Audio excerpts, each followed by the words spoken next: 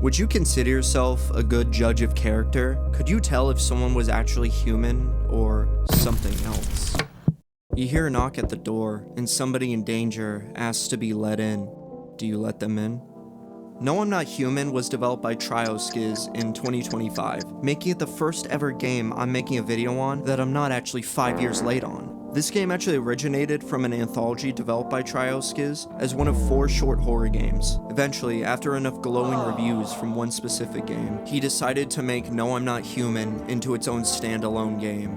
The plot revolves around you, an unnamed man who gets told by his neighbor in the middle of the night about the news talking about something weird happening with the sun, as well as people appearing from underground called visitors. Unknown creatures who take the form of humans. It's unclear or not whether the visitors are from Earth, as the only thing we're told is that they just started appearing from under the ground. One thing I like about this game is that it really makes you have to understand social cues and human emotions in order to properly analyze how humans behave and whether or not the people at your door are trying to act human or are just really fucking weird. And let me tell you, appearances are not the telltale way to determine that. Because 9 times out of 10, these are the motherfuckers who are actually normal.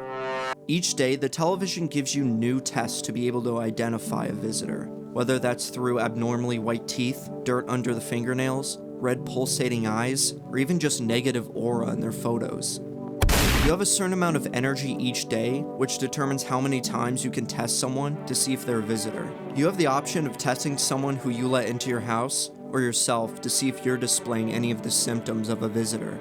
The game always questions whether or not the visitors were always visitors, or if they were once human but turned into a visitor, which is emphasized even more as throughout the game, you can see yourself exhibiting more and more symptoms. However, you do have the option of hiding these symptoms, whether it's avoiding brushing your teeth or using products like coffee and cigarettes in order to yellow your teeth. There's never really a 100% way to see if someone's a visitor or not. That decision is mainly left up to you. And while the visible symptoms may lead you leaning towards one direction, you're never really sure if you made the right decision or not. Especially depending on the playthrough, the people coming up to your doors can randomize whether they're visitors or not. Some always end up being human or visitors, while others are randomized depending on the playthrough. A non-visible way to determine if they're human is through their speech. They'll often use words that really normal humans don't use in their vocabulary, which makes it pretty obvious that they're trying to act human, but others make it too obvious that they're trying to act normal, which makes you paranoid of whether or not someone's really human, trying to convince you to let them in for safety, or whether it's a visitor trying to convince you to let them in. Alright. Nice, well... Fuck me, what? Hello there, human. Okay, no, already you're not fucking coming in. The game has an indicator each day that lets you know if someone was killed due to a visitor you decided to let in, causing one of the humans you did decide to let in to die as a result. It doesn't help that throughout the entire game, the television is constantly spewing propaganda and fear-mongering, making people more and more paranoid, as well as the FEMA officers regularly seen outside the house, always mysteriously taking people in the middle of the night and never returning them. Since you're pretty much stuck only inside the confines of your home, a lot of the game is told through what happens at night, since during the day, due to the sun supposedly burning everyone upon contact, we slowly see the environment around us become infected the more and more the visitors arise from the ground, until eventually your house is the only one left standing, as all the other ones around you, including your neighbors, have burned down, either through people rioting or visitors infiltrating their homes. Now, an easy way to deter all this is to just not let anybody in. And while you can go that route, eventually you'll be visited by the creature. The pale visitor, or as I like to call him, the creature, is not trying to hide that he's a visitor in any way, shape, or form. He knows that you know who he is, and eventually he is going to get inside your house. It's just a matter of when, not if. Throughout the game, he's constantly taunting you and making sure that you're letting people in.